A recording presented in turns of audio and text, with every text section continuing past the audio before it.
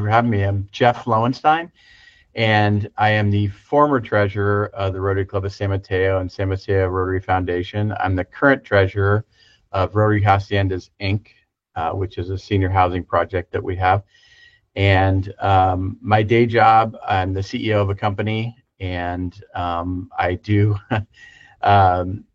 my life between my volunteering and my business life is very kind of interwoven throughout the day. So I go back and forth all day between my two jobs. I call Rotary my hobby. I kind of call it my hobby. I don't sail boats or build woodworking or anything like that. I found that Rotary is really kind of my hobby that I enjoy to do, and that's why I kind of dedicate a lot of time to it. About our organization, so we have three entities. The Rotary Club of San Mateo, which is just a Rotary Club that operates our membership. And then we have San Mateo Rotary Foundation, which is where all of our fundraising is done. And that's where all the money from all of our campaigns go into. And then we also have an endowment as part of the foundation as well. So we've had bequests and gifts that have been given over the years. And then we have Rotary Haciendas, Inc., which is a senior affordable housing facility, where we house almost 200 seniors affordably in our community. Wow, that's awesome. Yeah, so you have the scholarship fund that goes to, from what I understand, high schoolers and college level students, and then also the support for seniors in your community. So that's pretty cool. Correct. Yeah, I'd say that's sort of the focus. I'd say if you really looked at, our Rotary Club is part of, the bigger group, Rotary International, a global organization with, thousands of clubs, millions of members. And Rotary's premise is service above self, if you kind of boil it down. And then, so our club takes that service above self, and really what we try to do is improve and lift up everyone in our community. And so the way that we do that is through youth programs, which is our scholarships, through our senior affordable housing projects, and also through our community grants program. So we grant funds to community organizations that do good in our community. They help, from youth. They do mental health issues. They work on art issues. Art issues in the sense that they go out and they do art with our seniors, and fun things like that. So it's kind of a multi-pronged approach, or what our club does, and it's just been a development over the years from all of our different members, which is what makes it great. We have so many different members, diverse member base, that really what we do is what the membership wants to do. And it's been really good. And also for our youth programs, we do have scholarships that we give to students that are going to four-year college. We have scholarships that are students that are going to community college. Okay. And then we also have an eighth grade REACH program, where we call it the SMART program. So we find eighth graders that we work with the schools and their counselors, and we take they identify some eighth graders, and we give them a promise scholarship, and they get $500 donated to them in eighth grade. And then each year we meet with them and mentor them through the 4 years of high school. And then they basically kind of walk out of high school with $1,000 scholarship already to start their. That's awesome. Yeah. That's great. I would say it sounds like you have a pretty important hobby. That's awesome. It is. It's fulfilling for sure. Yeah, for sure. Okay, so I'm going to jump into some more specific questions here. So what you've seen in your campaigns with For a Good Cause in 2024 and 2025, that you're raising about $40,000 annually, and then about that amount through the Fun Run event as well. So do you find, what led you to run these specific campaigns in this way? And then what were you using before? What kind of tools or methods were you using before to get the word out and collect donations? Sure. Yeah, absolutely. Correct. Yeah, we're raising, I'd say probably the number is about 75,000 between all of our fundraising that we do. That's awesome.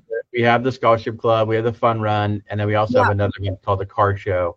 And so Okay. those three contribute about $75,000 in net funds to our scholarship programs. So before we started out, Rotary has basically like a platform that the clubs run off of. It's called Club Runner. Mhm. Club Runner offers some tools to do fundraising or do events, but they weren't very good. They were very basic tools, and they didn't really address sort of the needs that we kept coming across. More flexibility. We needed to demonstrate, our need and market better. So we really needed to find something better. And one of the avenues I went down was through Authorize.net, which I know is a partner for a good cause. They have a tool where you can set up like a simple checkout, and that's what we were using. But once again, it was falling short. It wasn't doing a really good job of sort of presenting what our ask was for. It didn't have anything where it would track it and show you where you are to your goal, and it was just pretty basic. It didn't do everything we needed it to do. So actually, I think I was led to For a Good Cause through Authorize.net as a partner, and I have to say it's one of the best platforms and tools that I've used. That's awesome.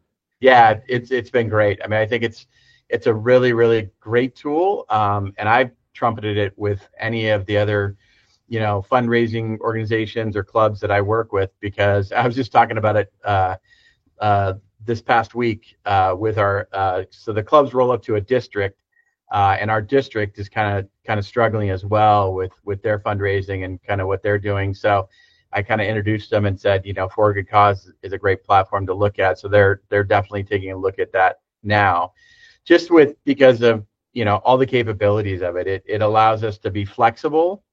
It's easy to use. It's easy for our users to use, and it allows us to really market what we're trying to do. And when you can show people what you're doing and where their money's going, I find my philosophy is that when I can show people where their money's going, they don't have a problem taking their wallet out of their pocket and B, giving the most that they can. So that's really why it's been great. It's really Yeah. allowed us to maximize kind of all of our areas of fundraising. Did you find that when you switched over to maybe like an easier to use platform, so with For a Good Cause that offered more of what you needed, did you find that your donations, like, did you see a lift in donations or anything like that? Absolutely. Yeah, you had a question about, when did you see that aha moment? And it was Yeah. definitely year one. I think we've been working with For a Good Cause maybe I think 4 to 5 years, something like that. And in year one, I mean, the first campaign we set up, you could see it where it was just so much easier for people to use, and also giving them some of the pre-populated amounts, and we do a lot. So we're a club, but basically what that means is we meet every week, and we have a luncheon every week.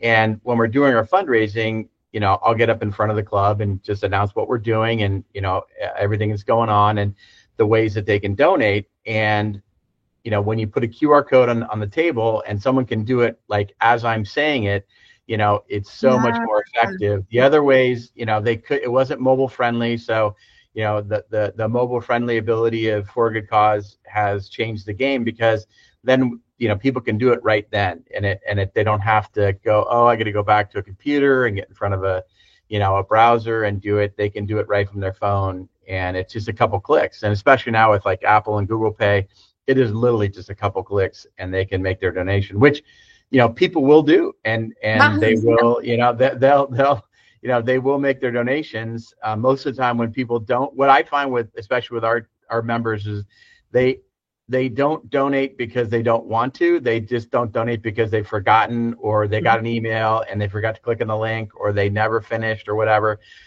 If I believe too, if you make it easy for people, they will do it. And I try to make it I try to put as the lowest barrier for people to have to get over. And For a Good Cause definitely lowers the barriers for donating. Yeah, I love that. I just recently actually used Apple Pay to sign up as a monthly donor for my local radio station recently. So yes, when it's that easy and it's just a couple clicks on your phone, it is really helpful. Yeah. Okay, so that was really helpful. Thank you so much. And then I wanted to ask, let's see, I'm scrolling through my questions here. So in the last couple of years of your campaigns and the way you were taking donations before, were there any specific metrics that you were hoping to improve, like donor retention or like recurring giving, or maybe even event attendance, or how well or how much you raised through the event? Were there any specific metrics you all were aiming for? Yeah, definitely. Recurring payments has been good, because some people sign up for that, and I've even talked to people where they can do it for like a whole year, because our ask is usually a big number. It's like $400, $500, $600, kind of all at once.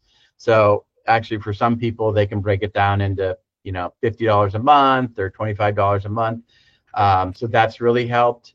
Our retention, definitely, we've seen improvements with that, and getting people back. I think one of the biggest surprises that we found is with our fun run event is that's an event. And the nice thing that we have is, so we have a sign up for runners or walkers. And then we also have sponsors who sponsor the event. And For a Good Cause allows us to sort of address both groups, because we can have sort of a sponsor page and have a thing for them set up. And then we can also have an event or runners page. And like I said, the surprising thing that we found is, for the runners, when they sign up for the event and they pay for their race registration, that gives us, there's a little bit of excess funds in there over the cost of what it costs to for us to keep someone registered. But we're also getting people that are registering also making a donation, which is tremendous. I mean, that was just called found money, or it was just a surprise to us. Yeah. How many people that registered actually went and added to their donation. Sorry about that. Oh, yeah. Added to their donation. That was incredible. And then even beyond that as well, the other thing that has really helped is the ability for people to check the box to pay for their processing. That was another thing. So we were our costs. So talking about going back and looking at things, it's great when you start to convert over, because before, all this stuff was, a lot of it was done with checks or in person. People would make donations in person, and once you switch to credit cards, there is cost there. And we're a nonprofit, so we try to keep our costs as low. We want to net as much money as we can to our programs. So having people being able to check that box to cover their fees, a lot of people do that as well. So we're actually netting more money and more donations because of that added box of, would you like to make it, you're registering, thank you, but would you like to make a donation too? And then also, would you like to pay for your processing? And it's very, it's very gentle asks too. It's really, kind of it's not like, on, off, this, that. And I like the way that For a Good Cause kind of poses it, and it makes it, very much where if someone wants to do it, that's great, they'll do it. If they don't, that's fine too. Yeah, that's awesome. And actually, I saw on your fundraising pages, on the event page, how it also allowed runners to go to a separate donation page and make an added donation. And I thought, that is so smart. And it's interesting that you all found that out through that process, that people were wanting to make those added donations. And yeah, that was one of my questions, and you went ahead and answered it. So thank you. Yeah. But yeah, that was a very smart idea. And I wonder if that will inspire a lot of other nonprofits to maybe try that additional strategy, where it's like, hey, we've got this event. You sign up for your ticket. Would you also like to give additionally to the cause? So pretty awesome. Okay. So initially, how much did you all hope to raise from your annual scholarship campaign and the separate event? Yeah. So, I mean, I think our target was always at least to $60,000. And I think now we're getting upwards to almost $80,000. So, Wow. it's Awesome. definitely improved. Yeah, I'd say it's increased our net fundraising by about 30%. So we've seen a 30% improvement from the way that we used to do it to the way that, using For a Good Cause. That was the number I've been thinking about it, about what number, I would attribute, and I would say a third increase has increased our, net dollars, which for us, so I kind of alluded to it earlier. And the nice thing about us increasing, obviously everybody wants to increase their fundraising and do, overshoot their goal. But for us, what that means is when we overshoot our goal in a current year, kind of fiscal year, that means we can use more of that current money or that cash or that excess fundraising to go to pay our current, scholarships. And what that means is that we have to actually go to our endowment less, right? So then we can keep more money, and this is the treasurer coming out of me. Yes. We can keep more money in our endowment, right? We can keep the balance in our endowment higher. So, and what we do is we do a calculation for our budget every year where we take 6% of our endowment, and that also is sort of the other half of what our total funding is for our scholarships, right? So if you keep your endowment, I always say 6% of a bigger number is a bigger number for the next year, right?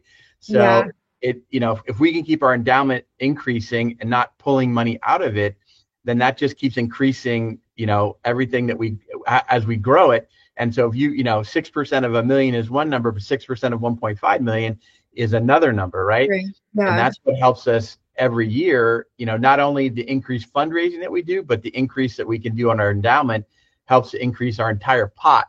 So it's really putting the two together, and it's that net benefit that really, we're doing direct fundraising, but the direct fundraising is only half of what our budget is, and the other half comes from our endowment. And like I said, if we can keep increasing our endowment, then it just helps us to increase, right? Everybody always asks me, how can we increase the money we do for scholarships? I said, that's easy. It's two ways. We increase we overshoot our goals, which we've been doing. And then we have to take less from our endowment, which gives us a growing investment. And we can then have a bigger number when we budget the next year. Yeah. And kind of just makes giving more sustainable for your organization long term. Exactly. Yeah. That's exactly our goal. Yeah. Okay. Yeah. So other couple of questions about just the tactics or practical implementation of these campaigns. And as long as you still have more time to go, I know we're getting close to 2 p.m. Not 2 p.m. What am I saying? Yeah, 2 p.m. You're on a different time zone though, right? Yes, yes, 11. Right? Yeah, it's heading towards 11 for me. Okay, so how do you all promote the campaign? So I know it's a club and you have your members, but how do you promote the event and the campaign in order to extend your reach? Sure. So for the Scholarship Club, that's mainly focused on our membership. So that's done in a couple different ways. We do email marketing. So we send out a weekly email saying, hey, this is, this would kick it off. Here's the Scholarship Club. And then we give them, links to donate. We give them, and I can share with you some of the, it's on our landing page, but we put videos in there of students that have received our scholarships from prior years, so they can see, they can click on and see the stories directly. So email marketing is one way, and then in person. So when we have our meetings, we normally do about 4 or 5 week campaign. So it's usually March, April of our Rotary year that we do our scholarship program campaign. And so for those 4 or 5 weeks, generally every lunch, I'm, myself or someone on our committee is presenting, where we are, what we've been doing, what donations we've received, and also asking for, doing the ask, right, at the meeting. If you have major donation, now's a great time to do it, right? There's a card in your table with a QR code. You can click that QR code and make your donation right now. So that's basically for the scholarship club, the two methods that we use. Then for the fun run, that's a little bit different. So that is more of our members will reach out to organizations in the community. So we reach out to a lot of healthcare organizations or organizations that want to be associated with a fun run, and we look for sponsorships for them. And then if they do want to sponsor, we point them to our sponsorship page on For a Good Cause, and they can make their, normally they have a company credit card. They'll use a company credit card to make their donation or their sponsorship. And then for the this is where the recurring part comes in. You were talking about, or the retaining our runners is, so we'll take the list from last year and then we'll add that to our prior list, all of our prior lists. And so we've been building this big list. We have about 1,000 different people who have signed up for our fun run over the years. And so we do email market to them and basically send them back to the registration page to register for the event. And so that's really, I'd say email marketing is a big part of what we do for both events. But then, once again, some of it is in person with our, meeting marketing. And then the other part of it is our members outreach to community organizations. That's awesome. I think a follow-up question would be, have you noticed, so out of curiosity, have you noticed any reoccurring monthly givers come out of like that work towards the event, or event participants? Yeah, definitely for the scholarship club. We've seen some recurring, members give on a recurring basis, either for annually, so they kind of break up their donation across 12 months. Or some also, so our Rotary year goes from July 1st through June 30th. And so we're doing this fundraising, like I said, in March or April of every year, kind of fluctuates. But what they can do is they can then take that, if it's a $400 ask or $500 or $600 ask, they can break it up over March, April, May, June, right? Because we just need the money to come in before June 30th. So they break it up into four payments. And so $400 just becomes $100 a month for them. So we've had people do it that way as well. So it's kind of worked, but where you get the ongoing, 12 months, and then it kind of, that just keeps going, year to year, month to month, year to year. But then we've also made it easier for people to be able to digest like a $400 donation and not have to make it all at once, to do it over 4 months. So that's been a big impact. We've had a lot of people take up that option, I'd say, where they could spread it out over 3-4 months. They'll do that. Yeah, that's great. Okay, so a couple ending questions here. So looking back, and this answer does not have to be, like For a Good Cause related at all. But looking back, what do you feel made these campaigns so successful? So you're saying like 30% growth, and what do you think is contributing to that, or what do you know is contributing to that? Sure, absolutely. I think it's two-sided. It's the ease of use as far as like setting things up, like setting a campaign up. Like we focus on a couple here, but we've set up, I've set up, gosh, we probably have 40-50 campaigns that I've used, that were for even like, one-time type of things where we were fundraising. We did a tree program where we were trying to fundraise and get funds so that we could buy trees and plant trees in our community. We did little libraries. So we did a program where we did little libraries, and we did a fundraiser focused on that. So I'd say, the ease of being able to set up the campaigns and being able to do it quickly, right? Because normally they come to me and they say, oh, well, it's always after it's been decided, right? It's never like we're thinking about doing this. It's always like, oh, we need to do this. How quickly can we get it set up? And I can usually set something up within, 30 minutes. I mean, it's that quick to set up a campaign. Yeah. And then I think on the other side of it is for the donors, the ease of use for them as well.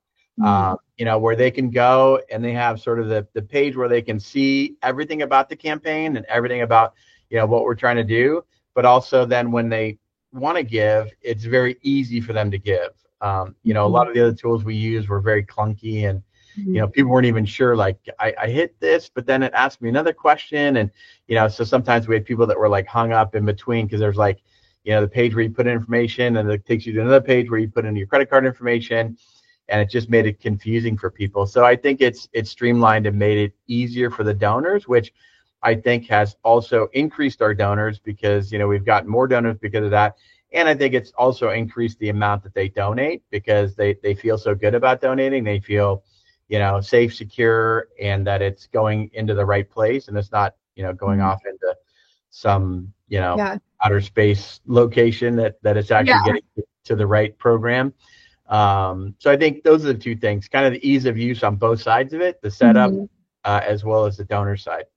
Yeah, I think what sticks out to me the most, actually, after your response as well, is that you are not a paid staff. Like, you're not like the developmental director. You're on the committee, and you're doing all of this, like helping raise like 30% more than your goal.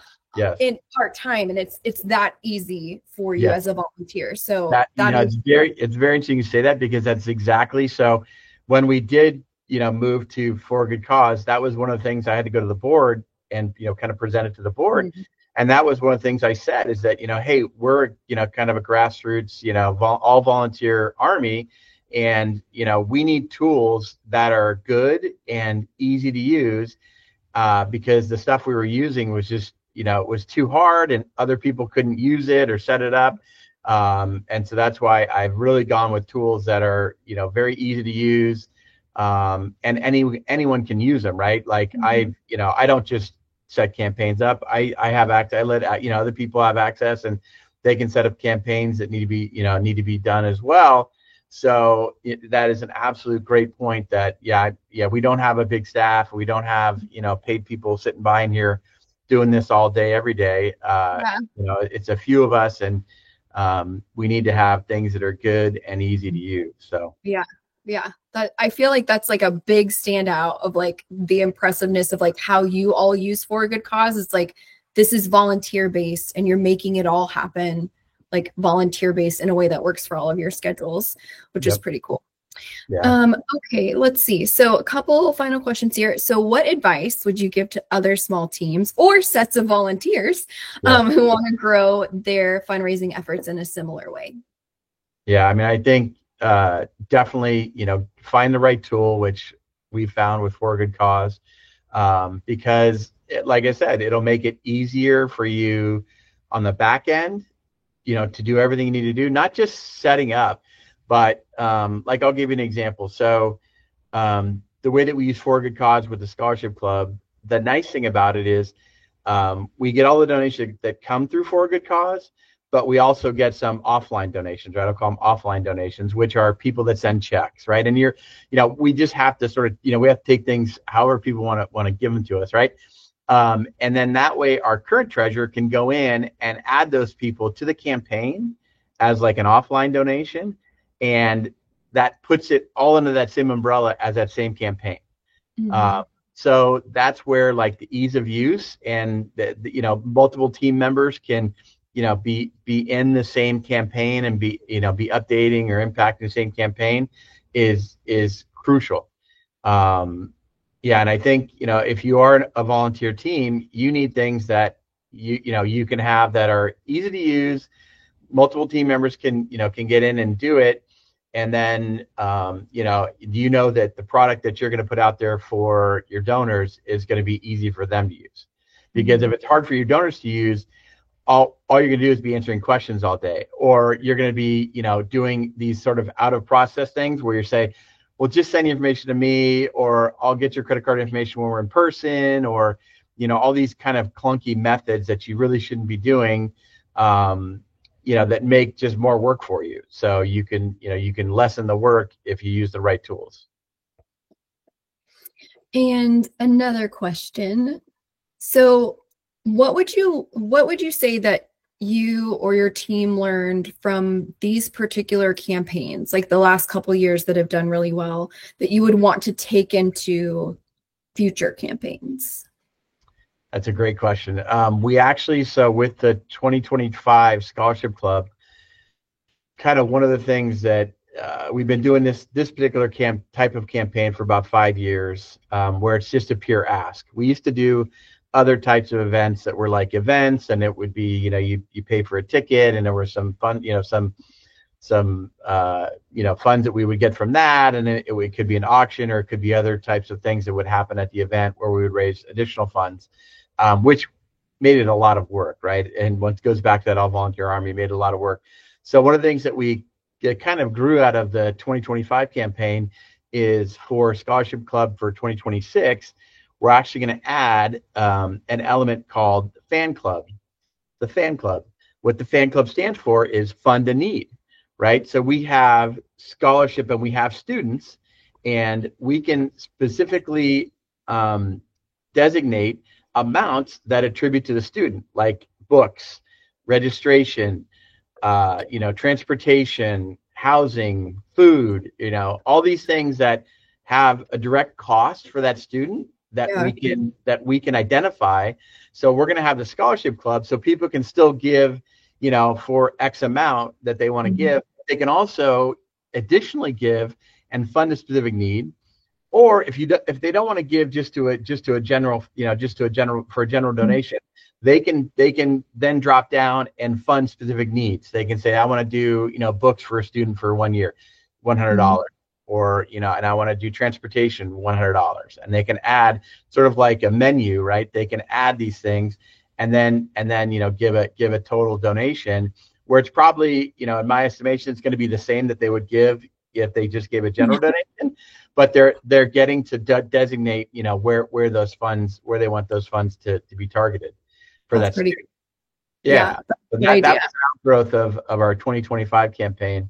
That and that's where too the flexibility. I've already built the campaign. The flexibility of For a Good Cause comes in, is that we kind of thought about it. We're like, can we do this? And then I jump into it, and absolutely, right. I've already added that sort of section to the Fund a Need section to our 2026 campaign. So we're going to have sort of the general donations, and then also if people want to fund a need, we're going to have the Fund a Need.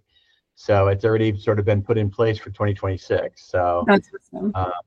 So I think that's just going to take our fundraising to like a whole nother level. Maybe we'll get to a 50% increase, right? That would be a great goal. As we could. Also, I love the name. I mean, it's a good name. Yeah. We kind of put it together. We kind of got it. A lot of people do Fund a Need, right? If you go to a lot of the fundraising events, they say Fund a Need. Raise your hand if you want to do this. Well, I kind of looked at it one day and I go, Fund a Need. Well, if you turn it, it's a fan club. Well, that's a good thing too, because you can be a fan of a student, right? You want to be their fan, their supporter, right? That's what we strive to be. So, it's worked out really well, and I think also too, sort of the outgrowth of this.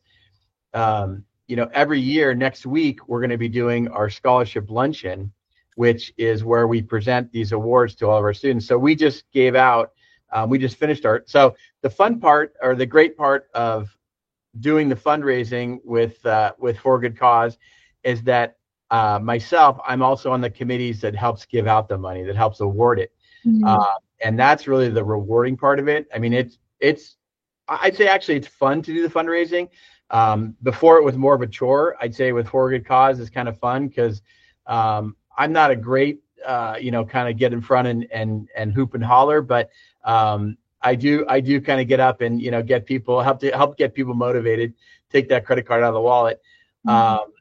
But the best part is what we're doing, next Thursday, is giving out those awards and giving out that money. I mean, just in our two programs for community college and kids that are going to community college and students that are going to 4-year, next Thursday, we're going to hand out awards at $100,000.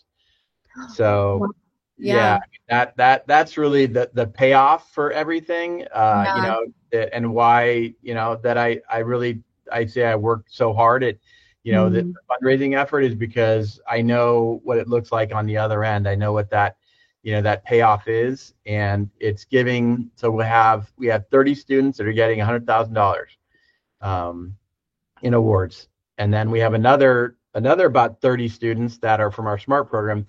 That's another $30,000. So we give out about $130,000 every year. So usually, the Fund and Need fundraising is about half of our budget. Gets about half of our budget, and our endowments are other half that we put together. And between the two, I mean, we need both, right? Because otherwise, if we just relied on our endowment, we would only be giving out about half as much money that we do today. So, that's where this fundraising and the Fund and Need program or platform has really helped, is to sustain it and grow and increase our total, scholarship awards every year. That's awesome. Yeah. Okay, so final couple closing questions. If you have like another couple minutes for me, I'm loving this conversation. Yeah, absolutely.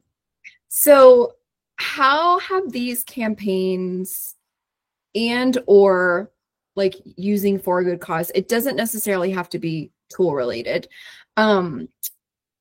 influenced like how you think about fundraising overall, or how you might approach fundraising in the future? And I hear a little bit of that with like the fan club idea, which is really cool. Yeah. But yeah, I just wanted to ask you what your thoughts are there. Well, so one of the things that you get with For a Good Cause that is really an added benefit that is not necessarily related to the operational side of it, of the platform or the donors, is really the resource that For a Good Cause is, with all of the, I mean, I want to say it's maybe weekly or monthly, from For a Good Cause and from Ronald, we get some really, really great information, and always hosting webinars, and the emails and the information there that I'm getting that I can use, even if we take like a little bit of it, right, that you can use, right? You're not going to use all of it, right? There's a lot of information. But I try to take a little bit of that and apply it to our fundraising, because we're not a professional fundraising organization, right? We're not a like you said, a paid staff. So the way that I have to learn is from the platform, but also from this, added benefit that For a Good Cause and Ronald and his resources provides, is this, how to be a fundraiser. Really, he's taught me how to be a fundraiser. Yeah.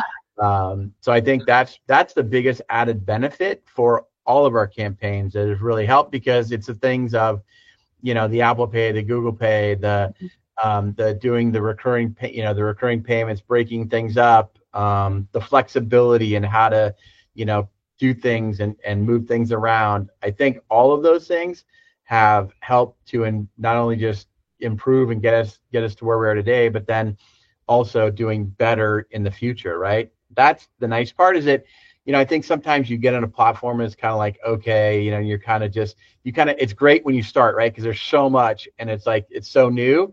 And then you kind of hit a platform is kind of like, a plateau, and it kind of just flattens out, right? Like with the system we use for our club to manage that, it's kind of done that, right? It was like great when you first got on it, but it's kind of flattened out and doesn't really do a lot of, there's not a lot of new tools, and it doesn't do a lot of new things for us. Whereas I don't think my upward trajectory with For a Good Cause has stopped yet, right? I think there's just still there's more growth, right? There's more to that, to the trajectory. There's more there. Yeah.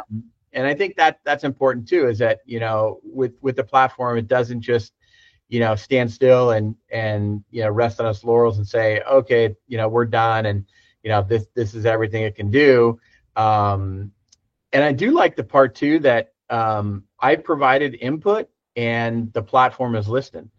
Because I do see when something, we talk about something, user groups or user discussions and things that come out of that, and then they become part of the platform. I think that's really important too. That's really great, because it shows that it's really a user focused platform, which is important, right? It's easy enough to go off and just do something and say, here it is, and this is all you get, versus something that really grows and evolves with its users, as well as the times we're in, right? Because the times have all changed, right? I mean, we went through COVID, so fundraising in COVID was a lot different than it is in 2025, and fundraising in 2025 is a lot different than it was in 2018 even. I mean, it's all evolving and changing, and so you need the systems you're working on or the platforms you're working on to do that as well. And I think For Good Cause has done a good job with that. Yeah, that's awesome to hear. Okay, so I will leave us or close us out with like one more heartwarming question. Sure. But was there a moment over the last couple of years of seeing like your donations increase over time through a new system and the work that you all are doing?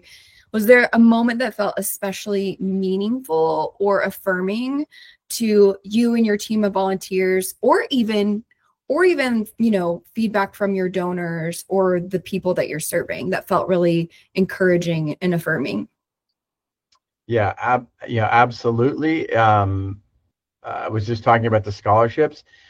With our scholarships, our goal is to serve underserved students. So our scholarships aren't going to kids that have a 4.5 and 1,600 SATs. They're going to students. Majority of our students are first generation college students. So they're the first in their family to go to college. So I know that every dollar that we raise, or that every extra dollar that we raise, goes to the most deserving students that we can possibly find in our community, right? So that's what it really means for me, is to push it and to raise as much as we can. Not to just say, oh, we have this goal and that's kind of where we stop. I want to always go over it, right? I know what our goal is, but I know I want to get X, right? I know our goal is Y. I know I want to get to X or Z. I want to get above our goal. And I do that because I know, we have the great thing about the way that our organization is structured is that we are, if you look at other, and I know this is a big thing with donating and fundraising, is that we are an extremely low overhead program. We have very, very low, expenses that go along with all of our programs. So that, I think, has really made it, and even tools, like For Good Cause, it's such an affordable tool, that, our donors know that every dollar they're donating, 90 some, 90, I haven't done the calculation, but 99% of it is going, to a student, or it's going to our community program that we're working with, or it's going to our senior project. They know, so they can give with confidence, right? That their money, they know their money is going to the right place. And I think that's a big part of it, is that if you can demonstrate and show people, where their money is going, they will give, and they will give to the most that they can give, whenever you ask them, right? And I think that's been the most important part for me is, I think getting the right tools. And I think right now we've done a great job of doing that and putting together a bunch of really good tools, with For Good Cause being, kind of the cornerstone of all of the tools that we use for fundraising, and being able to maximize our donations because our donors feel good and know where their money is going. And thus I keep getting more and more money for those students every year.